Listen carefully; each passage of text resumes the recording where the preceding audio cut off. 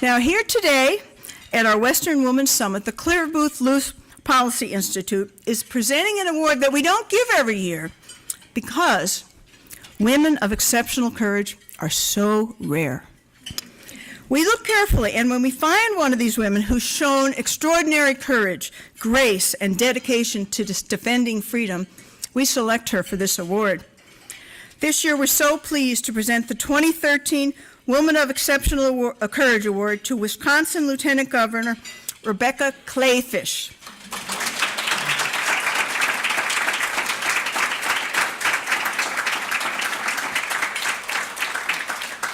Rebecca is a fearless and outspoken defender of freedom, and last June, along with Wisconsin Governor Scott Walker, she defeated the hordes in the unions and the other liberals in the state and across the nation to win a recall election.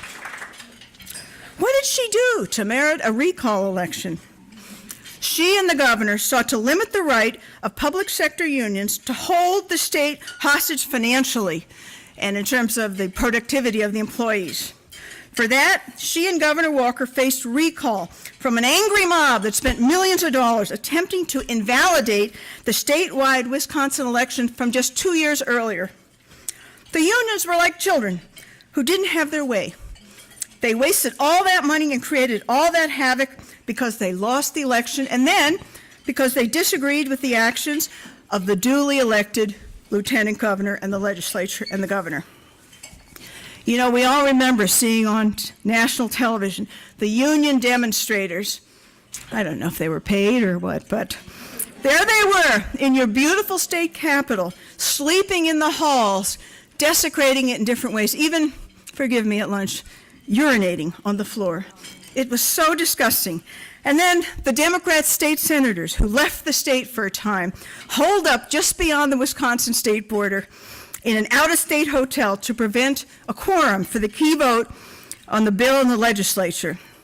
And the union leaders in Wisconsin who refused to compromise in any way.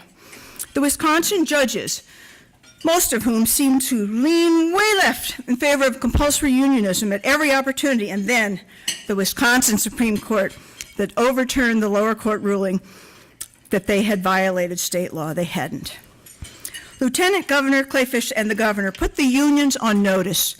The tyranny of the liberal minority was not going to drag their beloved Wisconsin down anymore. To me, it all comes down to a simple proposition that all of us believe, that each worker's freedom to hold their job without being forced to pay dues to union bosses should be preserved. I spent a couple of years before I founded the Institute working at the National Right to Work. And I know that voluntary unions are fine. It's a part of American life. It's compulsory unionism, where people who don't wish to be represented by a union and union bosses are free to work without that obligation. And I understand that quite a few of those Wisconsin union members have chosen now not to belong and pay the union and are doing quite well, thank you very much.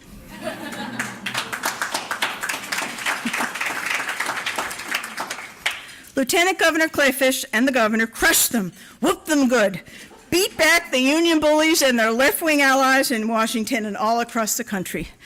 Their bravery in fighting back, instead of surrendering to the union mobs, as leaders in New York and, California did, is a model to emulate for leaders all over the country and all over the globe, people who truly believe in freedom. Lieutenant Governor is a former small business owner and news reporter who has played a key role in business growth and retention for Wisconsin. She also focuses a lot on veterans issues and is a champion for lower taxes. She's a wife, she's a mother of 2 daughters, and married to State Representative Joel Kleefisch. She's an incredibly strong, articulate, and courageous woman who has stood up for her beliefs and principles, even when facing the most vicious attacks. Rebecca, please know that by standing so firmly, you inspire all of us to be more courageous and determined and not to back off when we know we are right. Sometimes it's easy to back off, but you inspire us not to do that. Many in the media, the unions, and especially on many college campuses, do all they can to silence conservative women with a passion for freedom, like Rebecca. And I'm guessing at most of your Wisconsin colleges, there may be a couple of exceptions, their women's studies courses are studying, Hillary Clinton and Nancy Pelosi, and not Rebecca Kleefisch. But at the Clare, Boothe, Luce Policy Institute, we are eager to honor leaders like you. And we want to recognize Rebecca today, a leader who, like Clare, Boothe, Luce, is the ultimate professional, persuasive, principled, and beautiful. Now I'd like to give you this special award, the Clare, Boothe, Luce Policy Institute's 2013 Woman of Exceptional Courage Award, with our grateful thanks for standing up and defending. There you go. You can drop it on the floor. It's unbreakable. Oh, wow. You know my life. All right, look at the camera. Here, you want to come over here so they get a better shot? Oh, okay. All right. She knows photographers. She says she'll get a better shot here.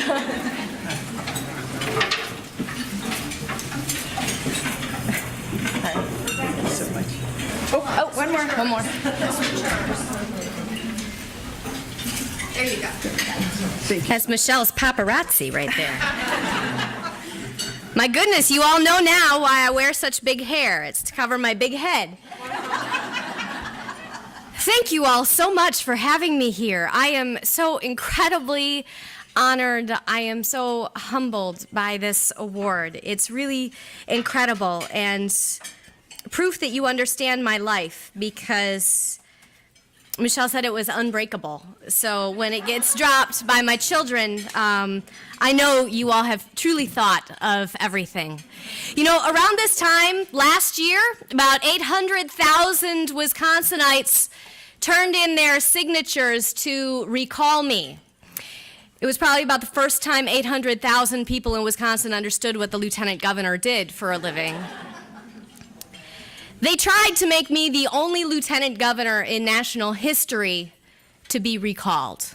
Instead, what they did, with the backing of the brave taxpayers and hardworking families of Wisconsin and the attention of men and women all across this great country who believe in work ethic, who believe in government accountability, who believe in frugality and moderation, what they did was make me the only lieutenant governor in the nation to be elected twice in my own first term.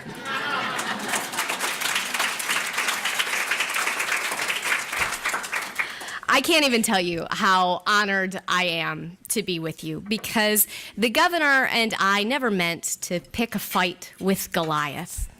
What we did was come into office with piles of red ink on our desks. We were facing a $3.6 billion budget deficit. Over the 3 years previous to our administration, our state had shed 150,000 jobs and taxes had shot up. Our state, which has more manufacturers per capita than any other state in the country, was suffering under the weight of this crippling recession. We needed to do something. What we needed to do was cut up the credit card. What we needed to do in Wisconsin is what your parents and grandparents do every single day, which is balance their budgets with fiscal responsibility. Spend only what they have and not what they want. It's what every small business owner in America must do every single day in order to make ends meet and feed families with the paychecks they issue. And so it's what we did. We took a deep and hard look at our budget, and we made some prudent, responsible, but tough choices. We asked our public employees to contribute a portion to their own retirement and to their own health care. And we also made some changes to collective bargaining. And you saw what happened on TV. Collective bargaining to us was fiscal. Collective bargaining was the mechanism by which in northern Wisconsin, the union had told a volunteer retired crossing guard, no thanks, we want a paid union employee to do the crossing guard duties. It was the mechanism by which the union grieved inmates in one of our southern counties mowing the medians and the sides of roads because, no thanks, we want a paid union employee to do that. It was the mechanism by which there was a bus driver in Madison making more than $100,000, and the mechanism by which taxpayers were told, I'm sorry, you cannot shop around for the best deal for health insurance because we've got a company associated with the union who will do that. It was fiscal to us then, it remains fiscal to us today, and we passed what was called Act 10. Today, I am proud to tell you that between state and local governments, these reforms have saved Wisconsin taxpayers more than $2 billion.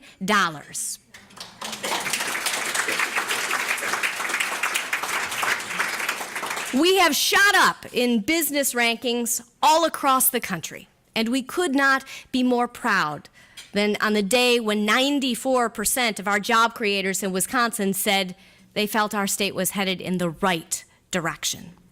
This was after the previous year of business owners telling us that only 10% of them thought Wisconsin was going the right way. We made big, important decisions. Unfortunately, there were some who were frustrated. They were frustrated, and so the union bosses decided to come in with their semi-trailers and paid protesters with the protest signs you wouldn't allow their children to read. You heard about some of the stories coming out of our state capitol. The vuvuzelas and the drums, Michael Moore and Jesse Jackson came in, our Senate Democrats went out. And funny enough, they chose to go to Illinois, the home of the $80 billion unfunded pension liability and the Chicago Bears, mind you. They eventually had to come back because there had to be a day of reckoning. But they believed that the day of reckoning would be the day of the recall. Funny thing, though, I had some experience in adversity. This wasn't the first time I had faced a political struggle. If you go back 2 years, it was the time of my first ever political race. See, I was a news anchor at first, which actually makes politics fairly easy for me because if you consider that TV news people are one of the 10 most hated professions in America, politicians are also one of the 10 most hated professions in America. So clearly I have a future as a tax collector. I kind of knew what I was getting into, but there was a break there for a moment. I left my job as a news anchor to be a stay-at-home mom and start a small media and marketing company from home. Just at the advent of the recession, I was hustling for new business, and I understood the difficulties of trying to get new clients in the middle of the deepest recession in generations. I understood the pain of the private sector and what it feels like to try and figure out how to make ends meet, even after you sell your house, even after you try and take every contract available during nap time, and even after you coupon as if your life depended on it. See, in Wisconsin, in our state budget, there were bill collectors that weren't taking coupons. Minnesota didn't want a little frequent customer card for our tax reciprocity agreement. We had raided our patients' compensation fund, and there were other bills left unpaid that we needed to pay. But back to 2010, when I decided that sitting on the couch and simply yelling at the TV for hours wasn't going to do the trick. After doing laundry and cooking, cleaning, raising 2 little girls, and working during nap time, I realized that if the leaders on TV were not going to fix the situation in the great state of Wisconsin, then fine, I'll do that too.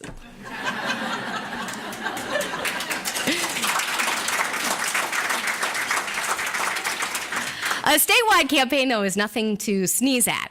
I started out in a huge primary, running against 5 guys. I was not exactly the pick of the litter. Most of them had done this before, and the only time I came in first with my state party was at our state convention when I was voted first off the endorsement ballot. And midway through my campaign, I started belly aching because you have no idea the sheer number of pancake breakfasts and shrimp boils and chicken dinners. And in Wisconsin, see, we do fish fries too. You have no idea the number of gas station hot dogs I ate. I felt sick to my stomach. But it ended up that I wasn't sick to my stomach because of a statewide campaign. Back in 2010, 2 weeks before my statewide primary, I was diagnosed with a grapefruit-sized tumor in my gut. I was told that I had colon cancer. 12 days before my primary, I had emergency surgery to remove the cancer and thankfully woke up cancer-free. Got out of the hospital on the day of my primary just in time to get to the polls, vote for myself, and go to my victory party where I beat the guys by 20 points.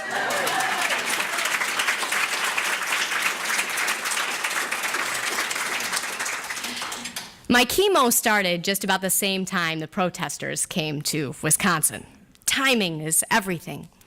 But let me tell you about those moments, about the tough decisions, and even about the recall election and what you face every single day as a conservative woman. Not only so, but we also glory in our sufferings, because suffering leads to perseverance. Perseverance, character, and character, hope. Romans 5:3. Not the cheap hope of an old campaign slogan, but the real hope of America on the road to recovery. The real hope of opportunity that we see every day in this great and free country. That hope is why Governor Scott Walker and I beat our opponents in the recall election by more than we won initially.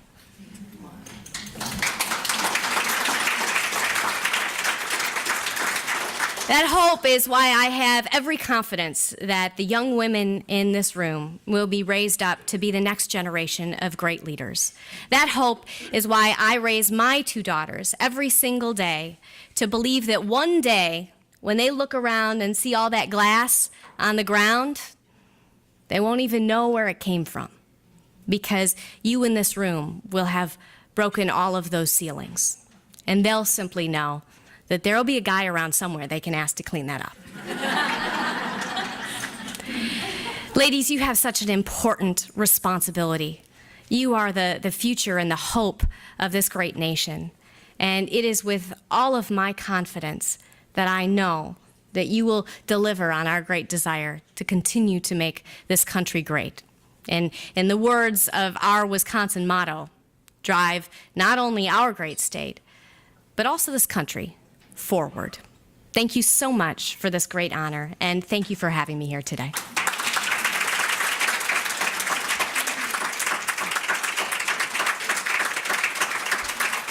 Thank you.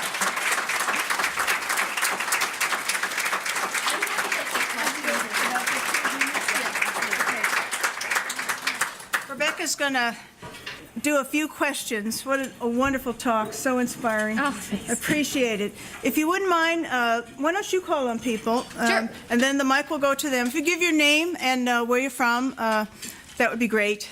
And any questions? Perfect. I love it when I cover it all. Back in the back. But in New Jersey and in New York, there's a gal named Jackie Kershell, and she bombarded us. She was originally from Wisconsin, and I cannot even tell you how many people from New York and New Jersey that she was able to get to help all of you. Thank you. But people really cared more than just in Wisconsin. They really did care throughout the United States. Thank you. Appreciate it a lot. And particularly to those folks who understood that my race was weird and different. See, in 1969, our legislature, in all of its great wisdom, decided that the governor and lieutenant governor should be elected together as a ticket, but they forgot to go into the back end of our Constitution and change the recall function. And so even though the governor and I are elected together in a general election, we were recalled separately. So any help that went to our great governor did not also filter down to our lieutenant governor, who was arguably okay. And so we faced a struggle there, particularly because they did run against me a union boss, the head of our statewide firefighters union. And so my recall was unique, but my recall was also extraordinary in that it was an incredible grassroots movement made up of many, many women, to be frank with you, across this country, just defying every stereotype you can imagine, banding together, sending $5 here, $10 there, because they believed in a Midwestern mom with common sense kitchen table values. Do you think that in the '08 elections that in any way the fact that Hillary was a woman, if she was a black woman, would she have won against a black man? Do you think that America is ready for a female president? Absolutely. Raise your hand if you're going to be her. I'd vote for her. No, we got a couple of kind of, see, there's a little hand raise, you know, and it's in your bloodline. Yes, I absolutely believe America is ready for a woman president. I think a woman brings a unique set of values and a tremendous perspective. And I think we saw in Hillary Clinton's campaign lightning in a bottle there, where you had two candidates, obviously with viewpoints that I differ from quite a bit, but two candidates who were incredibly relatable on different levels to a lot of America. And I think that's one of the things that the Republican Party, and particularly you in this room, can help us do. And that is, please be empowered today to be evangelists for our cause. Be messengers. Don't wait for someone to ask you. I'm asking you now. Your party, your cause, your country need you. And so please have coffee with some folks who don't necessarily understand or know what you know. Share with them, enlighten them, tell them about the opportunity and the hope that our team offers. Because our hope is real. It's legitimate. Hi, I'm Leah Anderson from New Braunfels, Texas. And when you were in broadcast journalist, were you ever having to be censored for your political activities or the things that you were involved in politically by your employer or anything of that nature? Good question. I was not outed as a conservative until afterward. It was funny, after I announced my campaign for office, I got a lot of mean tweets back that, I never would have watched you. I really liked you until I found out, what your true colors are. It's funny, New Braunfels, Texas, my mentor in TV news lives in New Braunfels, so I will have to hook you up with him before you leave today. But the interesting story about my beliefs and television is my husband was a reporter at the same station where I was an anchor. And there was a time at which he decided that he was going to leave television and run for the state legislature. At the time, we were taking our show to Washington, D.C. We were going to do this fabulous live broadcast from the steps of the Lincoln Memorial. It was going to be really, really great until they told me that I was not allowed to do any political interviews. I could do stories about the monuments. This was to make sure that there was no perceived bias in any of my questions of the political figures who were on our show this morning. It ended up fine, but at the end of the day, I think it's very important for journalists to separate their personal beliefs from what they put on television.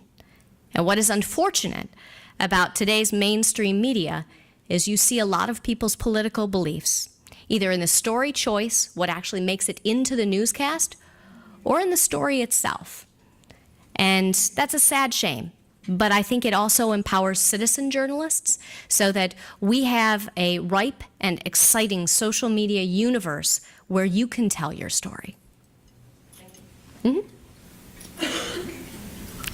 As a young woman in this room, and I think this is a question that a lot of us probably have, how do you balance the family life and the work life? Because as young women, we are so often told that we have to choose. And I think that many of us don't really want to choose. We want the whole package. So can you share that with us? I will. I don't think you're going to like my answer. I'll just be honest with you. I was told when I was in television by a very wise woman that you can have it all, but you just can't have it all at once. And I think for the business owners in this room, the mentors, those who have run for public office, it's a concept that we all understand. You can't have it all at the same time because you don't want to sit around with a purse full of guilties every day, that you're devoting too much time to this and taking away time from that. And that makes a time for choosing nearly every day. But the good thing is you're going into your life right now knowing that you're going to have to pick and choose what parts of your life you want to devote more time to in these years versus in 20 years. I did choose to leave my career in television news. And heck, guys, I was bound for New York. It was DC, New York, Chicago, or bust. I was going to make it to network, and that is it. But at the same time, I realized that my baby was more important to me. And for those of you in this room who have children, perhaps you feel the same way. I know some women who made a different choice than I did, but I asked, after I had my first daughter, to stay at home and go part-time for my show. I wanted to keep working. I loved my career, but I wanted to leave after my show, spend more time with my kid. And they said, well, how about this? How about we give you a huge raise instead, and you stay full-time? I said, oh, okay, well, thanks, but I kind of wanted to go part-time. How about we do that? And so they came back, they said, well, how about this version of a huge raise? And so I left with $20,000 sitting on the anchor desk because I didn't want to ever balance a dollar figure against time with my daughter. And it ended up that I was able to stay at home for 6 years, and I always imagined myself returning to the workforce when my youngest went to kindergarten. See, when they're at school, they don't realize what you do all day. And so as far as they know, I'm at home doing like magic amounts of laundry. I said to my little one, Violet, the other day, I said, you know, I've been traveling the state all day. She said, you were? I said, what do you think I do? She's like, well, I thought you made dinner. Not all day. You have to make choices. But if I were to give you any advice, I would say make choices where if you look 10 years down the road and envision yourself looking back on who you are right now, you would have no regrets. I have absolutely no regrets for quitting my job, selling my house, spending our savings to support my husband's run for the assembly, starting my little company, struggle as it was, and then running for lieutenant governor. I even have no regrets about the type of chemo I chose. Because if you look at everything through that lens of yourself 10 years from now, looking back at yourself now, you get a really unique perspective. Just a last question. So mine piggybacks a little bit on that question as far as a struggle for a woman. I can't imagine what it was like for my great-grandmother because she was the first congresswoman for Connecticut, and that was back in 1943. But today, as far as girls going into politics and wanting to be kind of in that world which has historically been a male-dominated realm, and we see so much criticism, either they're too feminine or they're not feminine enough, or they're just some housewife that has no experience, or there's so much negative, things thrown at women and aggression. So I'm wondering with your process and if you have any advice to the girls in this room who hope for a political career one day and how to go about fighting but not being, portrayed as the queen of rage or... Yeah, that stinks. I'll be honest with you. But you have to go into it knowing that that's what it's going to look like. Okay, so I was a news anchor. For years, the emails that come into the newsroom are, why are you doing your hair like that? It's absolutely awful. And your eyeshadow today? You've got to be kidding me. And why were you wearing that color? It's totally ugly on you. And you said that word really badly. If you had put more emphasis on the wrong syllable, then perhaps you would understand how things are truly pronounced here in Wisconsin. Those, guys, come on. Those were the criticisms that you get as a news anchor. And so after leaving that industry and going into this one, today I get criticized for my beliefs. Today I get criticized for my principles. I will happily fight you on those any day of the week. But I'm not going to fight you on my hairdo, really? And so, ladies who want to go into politics, be happy that someone wants to challenge you on something you really believe in. Because you believe in it, in your heart. You formed those beliefs. either because of your upbringing or because of your experiences or a combination of both. And so you are uniquely prepared to defend them, whereas you may not be uniquely prepared to defend your decision of what belt you wore that day. Be happy that someone wants to pick a fight with you, because it means they've chosen you as a worthy opponent. But make sure once you get there, you're a worthy opponent. And I will echo the thoughts of KT a little bit earlier. Be smarter, faster, better than they are. You're gonna need to work harder. You're gonna need to, frankly, to use that word in the scriptural context, you're gonna probably suffer a little bit. But if you look at that suffering as a way to grow in character, and that character producing hope, you've reframed what you're doing for a living. And I think that's so tremendously important. And I hope you don't wait for anyone to tell you to go out and do it, because the American dream looks different for every girl. And I hope that by being here today and speaking with and learning from the leaders who have been here, I hope that your American dream is one of leadership, because in this room, I've been tremendously impressed. Thank you guys so much for having me. Appreciate it a lot.